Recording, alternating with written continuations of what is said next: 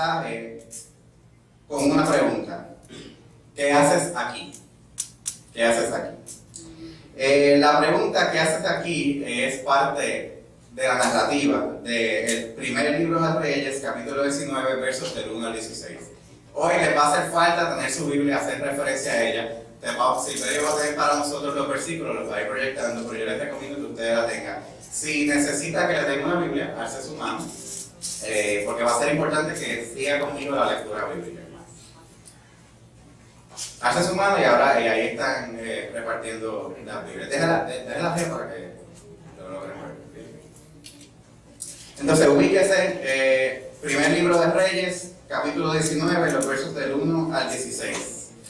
Y básicamente en esta sección, ¿verdad? Este pasaje que vamos a leer está hablando del profeta Elías.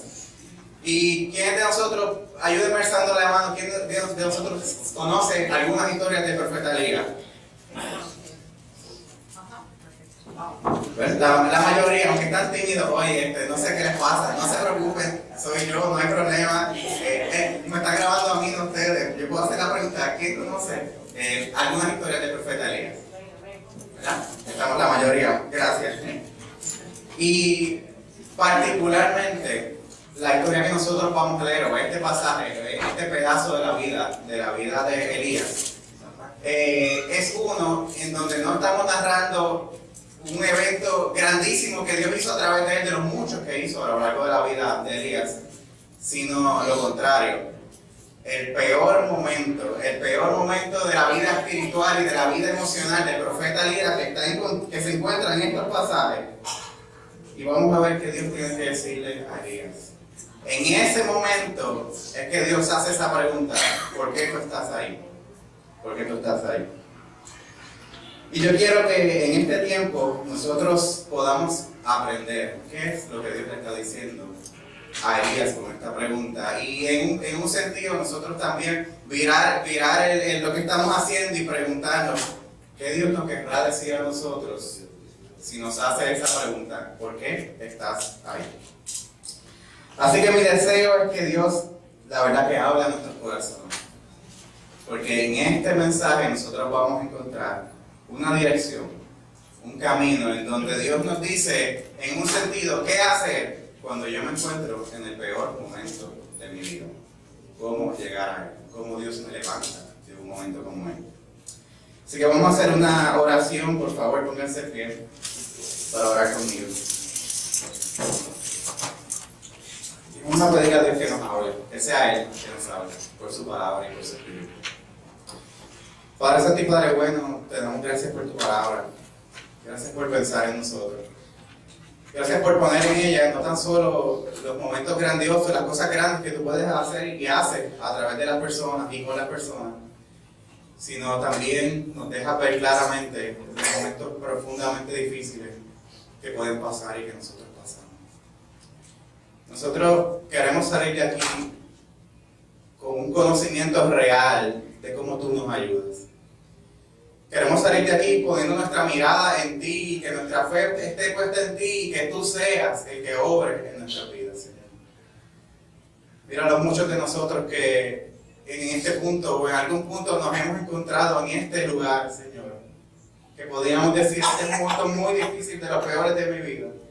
Ayúdanos por tu palabra a ver lo que tú quieres que veamos y a llegar al sitio que tú quieres que lleguemos, Señor. Te pedimos que nos hables por tu espíritu. Úsame, Señor, por tu palabra, a exponer tu palabra, que sea tu palabra la que nos hable en nuestra vida. Oramos en el nombre de Jesús. Amén. ¿Alguna vez te han hecho la pregunta: ¿qué haces aquí? ¿No?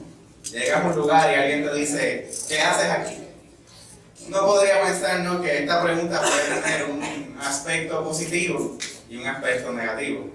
Si llegas a un lugar y de momento, a un lugar inesperadamente te encuentras a alguien que te agrada, ¿no? A un buen amigo, a alguien que aprecia, a un familiar, y no te lo esperabas encontrar en ese momento, en ese lugar, y te lo encuentras y te pregunta: ¿qué haces aquí? ¿No? Es algo de alegría. Qué alegría haber encontrado a esta persona en este lugar donde no me lo esperaba. En un sentido, esta pregunta tiene un aspecto que podría ser positivo. ¿Qué haces aquí? Qué alegría verte. Pero también tiene un aspecto negativo, ¿no? Particularmente, si la persona que te hace la pregunta de ¿qué haces aquí?, lo hace sabiendo que el lugar donde te encuentras no es el lugar que te bendice, o no es el mejor lugar, o que para estar en ese lugar has abandonado y no estás en el otro lugar donde sí deberías estar. Quizás un ejemplo más común para nosotros es que, recordando hacia atrás, porque ya esto no nos pasa, ¿no? Cuando estábamos en la escuela superior o en el bachillerato, decidimos faltar a la escuela e ir a la playa. Y casualmente nos encontramos a alguien, un familiar, que nos dice: ¿qué tú haces aquí? Deberías estar en la escuela, ¿no? En ese sentido, esa persona que te lo dice no es que te quiera hacer daño, ni te quiera molestar, básicamente se preocupa por lo mejor para ti. Y es una pregunta que él está haciendo para reflexionar, ¿dónde yo debería estar? Y en un sentido, esa segunda instancia va a ser la manera que vamos a acercarnos a mirar esta pregunta que Dios hace y que le hace a Elías. ¿Qué haces aquí? No para pensar que Dios nos está regañando y quiere hacer lo malo, sino para podernos reflexionar en el lugar donde debe estar. Ahora bien, vamos a, en el capítulo 19, ¿no? Ustedes están allí, el primer libro de Reyes, capítulo 19. Hay dos instancias en particular en donde Dios hace esta pregunta. Él no la hace una vez, sino la hace dos veces. En el versículo 9, si lo pueden buscar en la parte B del versículo 9, o la segunda parte del versículo 9, está Dios hablando y dice: más tarde, la palabra del Señor vino a él, hablando de Elías el profeta. Dice: ¿qué haces aquí, Elías?, le preguntó. Luego pasan otras cosas más y llegamos al versículo 13 y Dios vuelve a hacer esta misma pregunta al profeta Elías. Entonces oye una voz que le dijo: ¿qué haces ahí, Elías? De primera instancia, ¿verdad? Y si uno va a contestar la pregunta simplemente, uno diría: bueno, Elías se encontraba aparentemente en el lugar físico o geográfico equivocado. Y al Dios encontrarlo a él allí, le está preguntando: ¿qué haces ahí? Pero cuando nosotros miramos esto un poco más y cuando vamos a seguir avanzando al texto, nos vamos a dar cuenta que Dios no se está refiriendo con esta pregunta sencillamente al lugar físico o geográfico donde está Elías, sino más bien está preguntando por el propósito de su vida. Parece que Elías se ha desviado del propósito de su vida, y parece también que su corazón, emocionalmente, espiritualmente, no está en el lugar donde debe estar. Y la pregunta está presente: ¿por qué estás ahí? No en el lugar físico donde está, y veremos más adelante, sino en su propósito, sino en el lugar de tristeza aguda que se encontraba Elías en ese momento particular de su vida. Cuando nosotros pensamos en Dios haciendo preguntas, uno tiene que darse cuenta que no es lo mismo cuando nosotros hacemos preguntas, ¿no? Si yo me encuentro al lado de una persona y yo le hago una pregunta, normalmente la pregunta busca yo saber algo de esa persona, ¿no? Que él me pueda dar una información que yo no sabía. La respuesta que me dé la persona me puede sorprender o no, porque yo no sabía, y la respuesta de él me va a informar de algo que también yo desconocía. Pero cuando nosotros pensamos en Dios, piensen en esto, y Dios haciendo una pregunta. El Dios que conoce la palabra que tú vas a decir antes que la pronuncies. Uno diría: si Dios está haciendo una pregunta, no creo que a Dios le haga falta la información que yo le voy a dar. Muy probablemente es Dios que quiere que nosotros aprendamos y entendamos algo por la pregunta que Él nos está haciendo. Entonces uno va y otra vez, y uno se fija: esta pregunta no se la hizo una vez, se la hizo dos veces. Hay algo que Dios quiere que Elías aprenda con respecto a lo que está pasando. Se lo dice una vez, se lo dice dos veces. Y yo les digo a ustedes, aunque en este momento esta pregunta para ustedes no parece muy relevante, en algún punto del mensaje lo va a ser. Piense usted, si Dios le pregunta a usted: ¿por qué estás ahí? ¿Qué yo tengo que aprender de la historia de Elías que me va a ayudar a mí hoy? Como nosotros hemos dicho antes y en otros mensajes, mi vida no es la de Elías, mi situación no es la de Elías, lo que está pasando en mi vida y la manera en que Dios me usa no es la que usó Elías. Por lo tanto, lo que pase con mi vida va a ser diferente a lo que pasó en la vida de Elías. Pero Dios es el mismo. Y el interés que tenía Dios en la enseñanza que quería darle, nosotros no la podemos llevar. ¿Por qué estás ahí? ¿Por qué estás ahí? ¿Por qué estás ahí? Ahora bien, en el comienzo del mensaje, yo dije que esta pregunta llega en el peor momento de la vida de Elías, ¿no? Si usted lee algunos capítulos, no son muchos, del libro de Reyes y de la vida de Elías, usted va a ver que hay muchos capítulos de muchas historias muy buenas. La mayoría son cosas grandes que Dios hizo a través del profeta Elías. Sin embargo, cuando vamos aquí vemos que ha llegado a su peor momento, a un punto de profunda tristeza en su vida. Y eso empieza con Dios a hacer algo como levantar preguntas en nuestra mente diciendo, un hombre de Dios que ha hecho tantas cosas grandes para Dios, ¿cómo se puede encontrar en un momento como este? Sin embargo, está ahí. Sin embargo, es una realidad. Y si nosotros somos un poco sinceros con nosotros mismos, ¿acaso nosotros, no conociendo a Dios, en algún momento nos hemos encontrado en nuestra vida, siendo creyentes, en un momento de profunda tristeza? No son estas realidades de Dios. Vamos a aprender qué le quiere decir Dios a él y qué nos quiere decir a nosotros. Y vamos a lean conmigo por favor, vamos a leer del versículo 19 del 1 al 5. Y esto nos va a ayudar un poco a caer en el punto, en el momento en que estaba Elías y quizás a tratar de entender un punto por qué llegó a donde llegó. ¿Están conmigo? Ah, no, ahí está muy tímido. Sí, no. Ayúdenme por favor, que después me desconcentro. Leemos. Acab le contó, Acab es el esposo de Jezabel, el rey de Israel, todo lo que Elías había hecho y cómo había matado a todos los profetas a filo de espada. Entonces Jezabel envió un mensajero a Elías para decirle, que los dioses me castiguen sin piedad si mañana a esta hora no te he quitado la vida como tú se la quitaste a ellos. Estos eran los profetas de Baal. Luego el versículo 3 dice, Elías se asustó y huyó para ponerse a salvo. Cuando llegó a Beerseba de Judá, dejó allí su criado y caminó todo un día por el desierto. Llegó a donde había un arbusto y se sentó a su sombra, escuchen, con ganas de morirse. Estoy harto, Señor, protestó. Quítame la vida, pues no soy mejor que mis antepasados. Luego se acostó debajo del arbusto y se quedó dormido. Cuando escuchamos estas palabras, ¿no?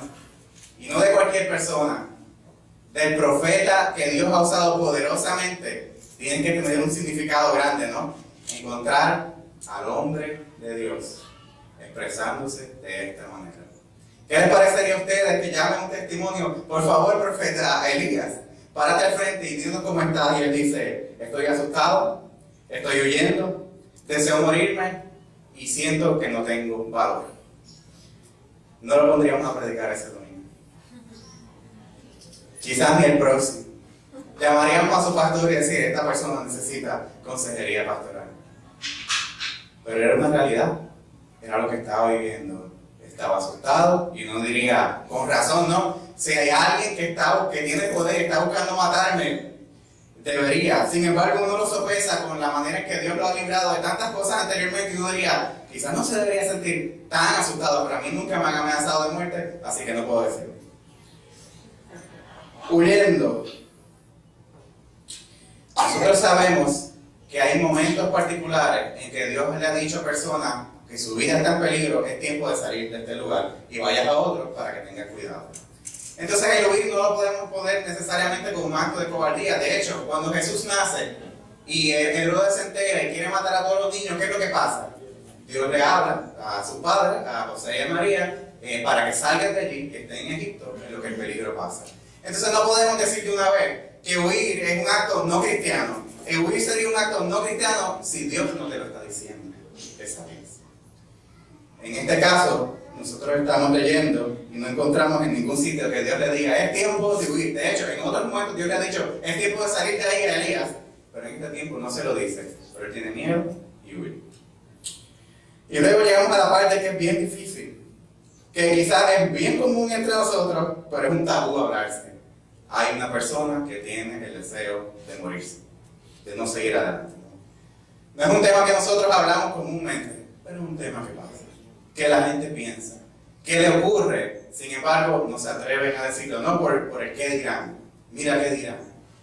Y yo les digo a ustedes, bueno, mis hermanos, aquí está el hombre de Dios, el gran profeta de Dios, que se siente que se quiere morir. Si tú te has sentido de alguna manera así, mi hermano, usted es normal. Usted no es malo. No necesariamente está pasando algo malo en su vida, sino que ha llegado a un estado de profunda tristeza. Y eso es lo que ha salido de su corazón. Pero peor aún, yo diría, después de todo, él está concluyendo, no soy mejor que mis antepasados. Y cuando él dice esa palabra, ¿qué es lo que está diciendo?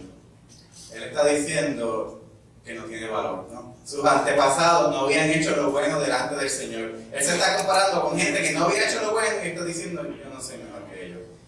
Dígame si no estaba en un estado de profunda depresión en este punto de su vida, el profeta Elías.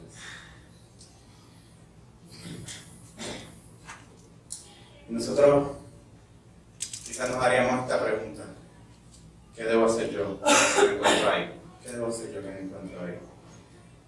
¿Cómo Dios, más importante, se siente y actúa en mi favor si yo me siento de esta manera?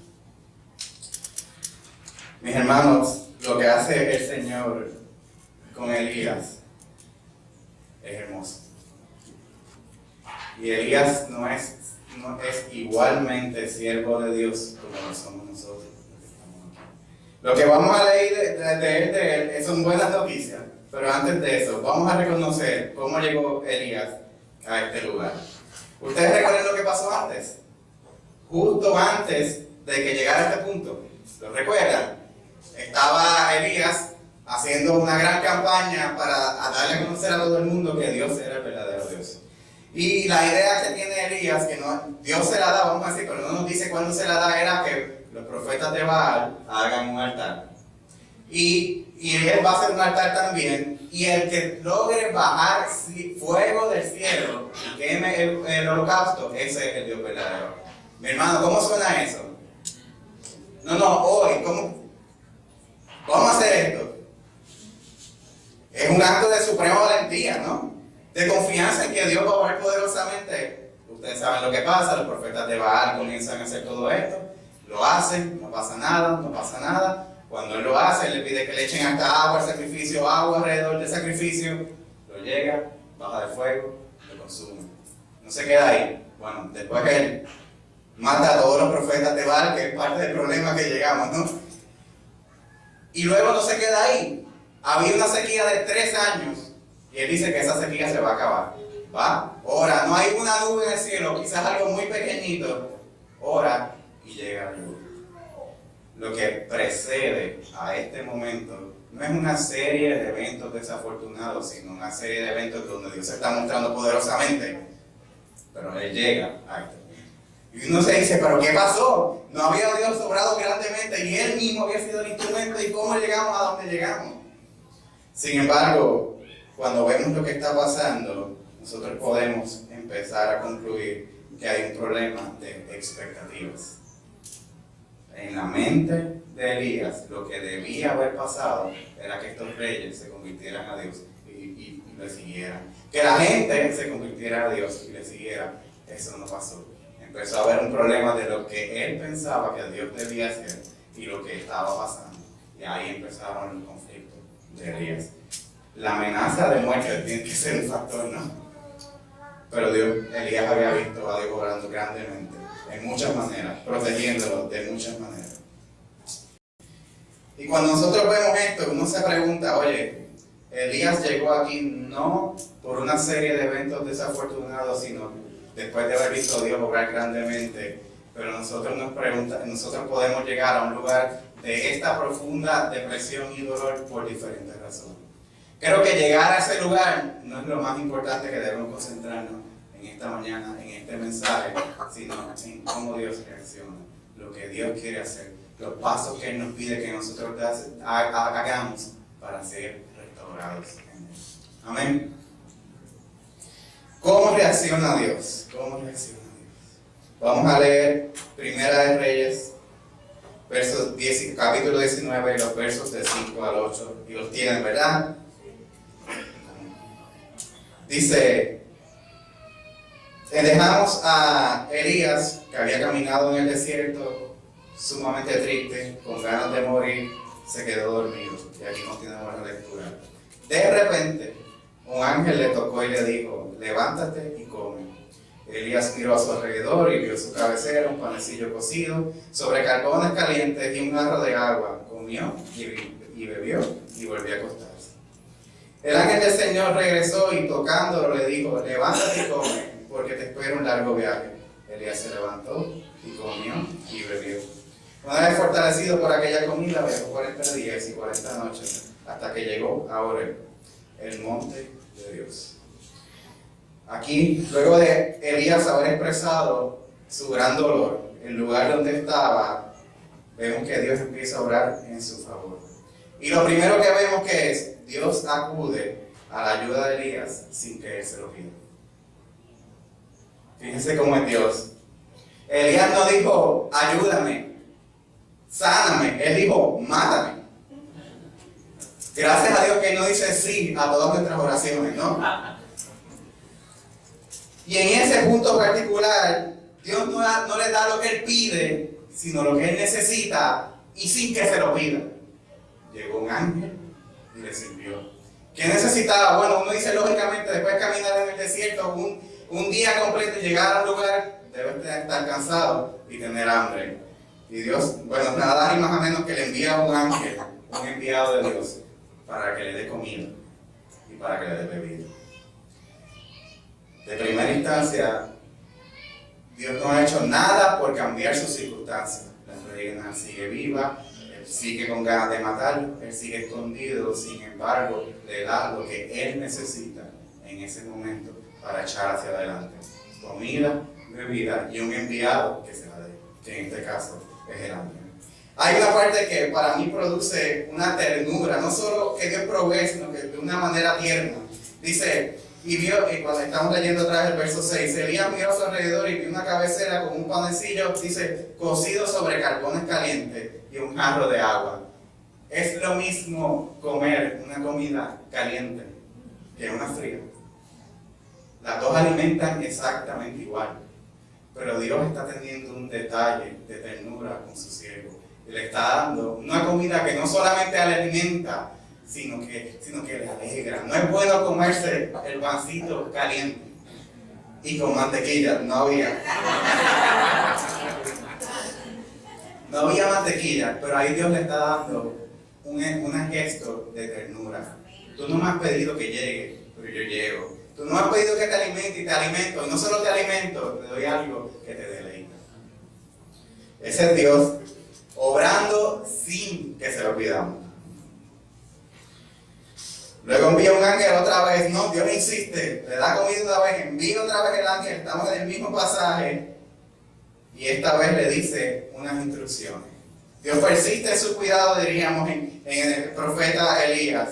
Le dice que beba y se fortalezca, porque ¿qué va a pasar después? Va a tener un largo viaje. Y ahí vamos, el obrar de Dios. Le da lo que necesita, lo hace con ternura y lo prepara para el próximo paso. Hasta este punto Dios no ha resuelto nada, le está dando lo que él necesita para pasar ese día y para lo próximo.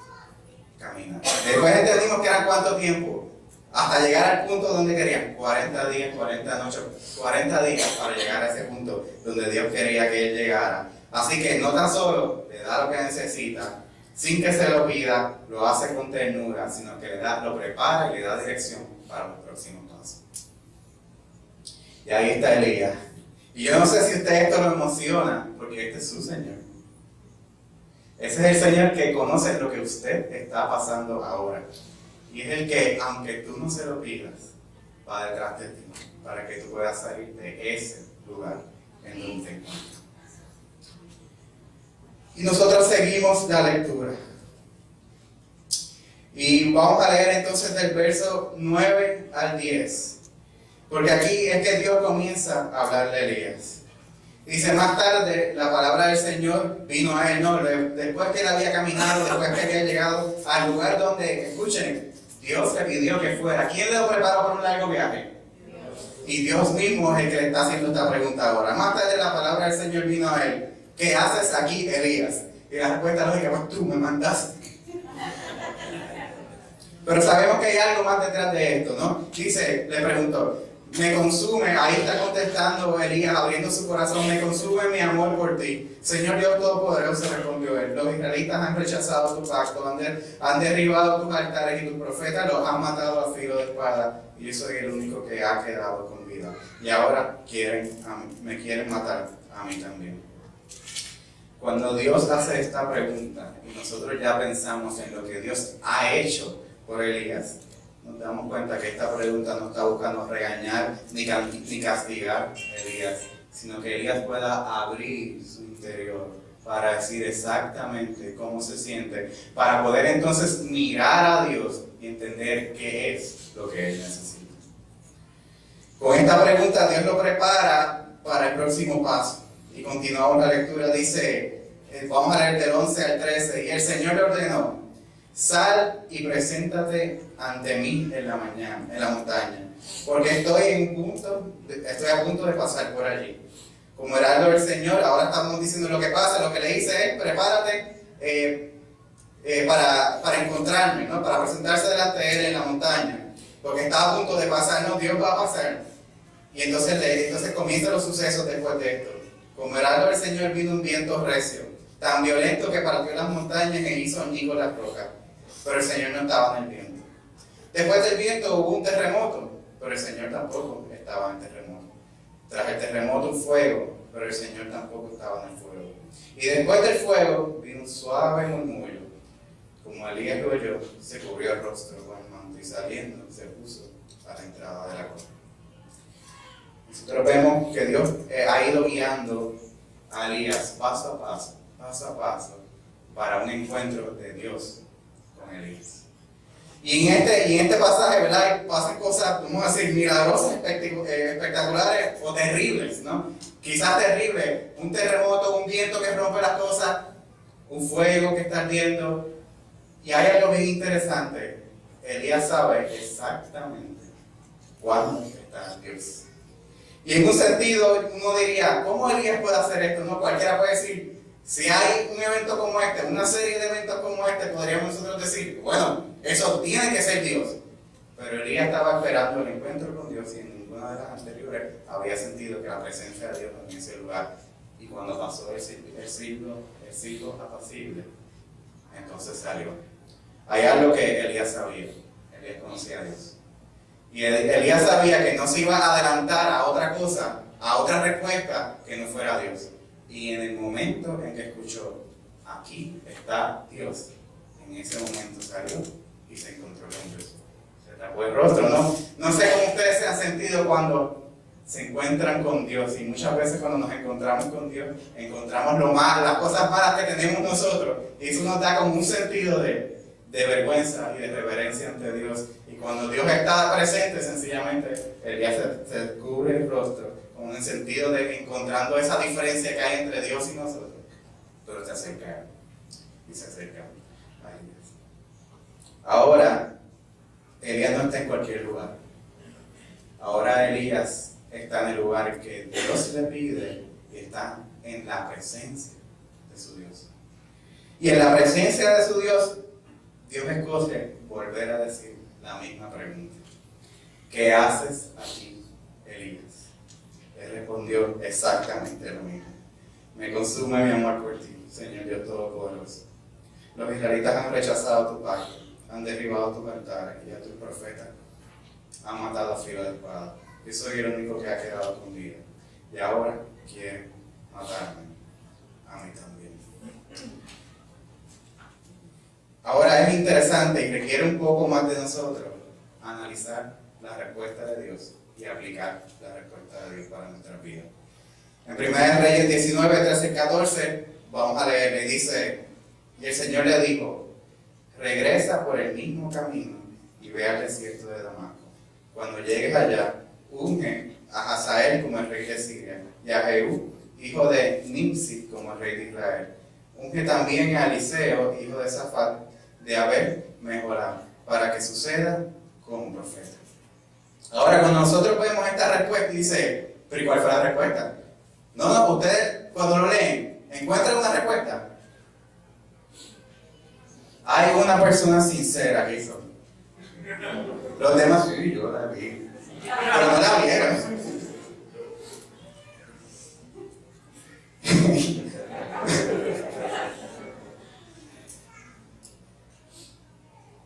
Lo interesante es, bueno, yo no sé, ustedes recuerdan a Jesús respondiendo a preguntas. La gente le hace una pregunta y Jesús contesta otra cosa.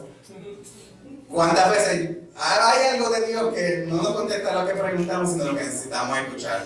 Sin embargo, con esta pregunta, Dios está contestando muchas preguntas a Elías, al profeta Elías.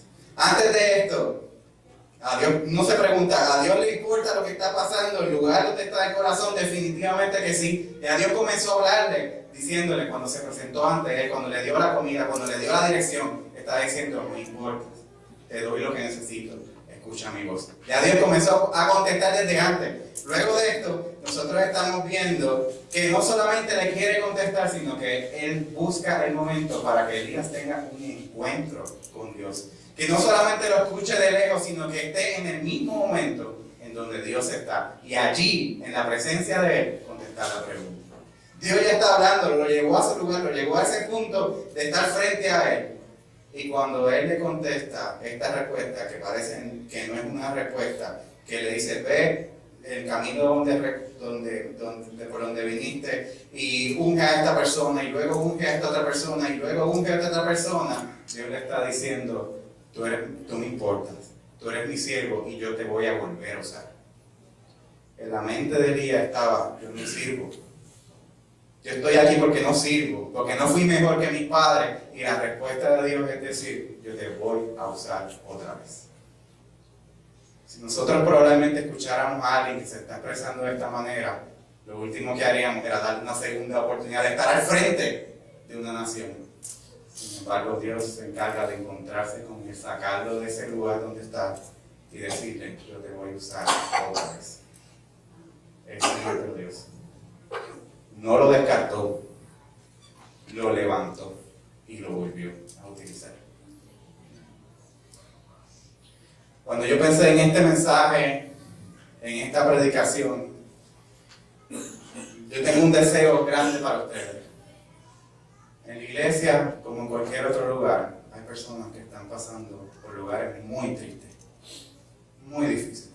Y uno no lo dice, ¿no? En otras ocasiones para protegerse adecuadamente, ¿verdad? Porque ciertas cosas que uno dice, si uno las dice, ¿qué te van a decir? A veces está como maldito. Pero Dios sabe. Y Dios sabe cuán común es eso. Y al estar en este ministerio pastoral, tú sabes cuán común es eso. Y yo quiero que Dios en esta mañana traiga ese pan para la vida de ustedes. Para la vida de quien necesitan. No tenemos que estar en el fondo para pedirle ayuda al Señor. Si estamos en ese lugar de tormento, de tristeza, Dios quiere traer pan a tu vida. Yo quiero orar. Yo quiero hacer un llamado y orar por esas personas. Pero escuche bien. Hoy puede ser el día en que usted se encuentre con la presencia de Dios y en la presencia de Dios te saque de ese lugar. Pero mi oración principalmente es que hoy sea el día que usted coma un poco de pan y beba algo y el Señor le dé lo que necesita para su encuentro con Dios. Yo de manera personal no puedo sacar a nadie del lugar de gran tristeza que puedan tener. Dios en su presencia lo puede hacer. Luego de ese encuentro con Dios, no se menciona más que Elías estaba triste, deprimido o que deseaba morir. Tu vida termina como el que el Señor se lo lleva. Termina de una manera grandiosa.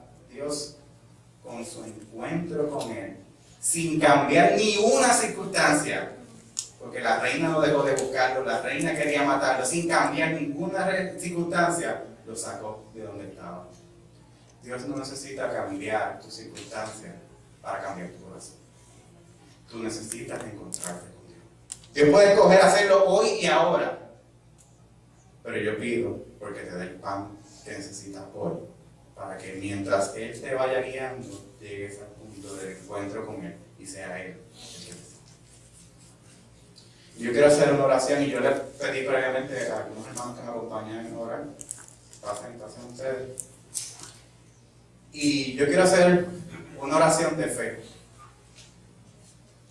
Si usted desea que oremos por usted para que ese pan de Dios llegue a su vida, nosotros en un sentido simbólico vamos a hacer ese ángel que viene de parte de Dios a dar lo necesario para hoy.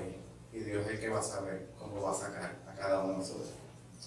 Si usted desea esta oración, pase. Yo voy a orar por usted.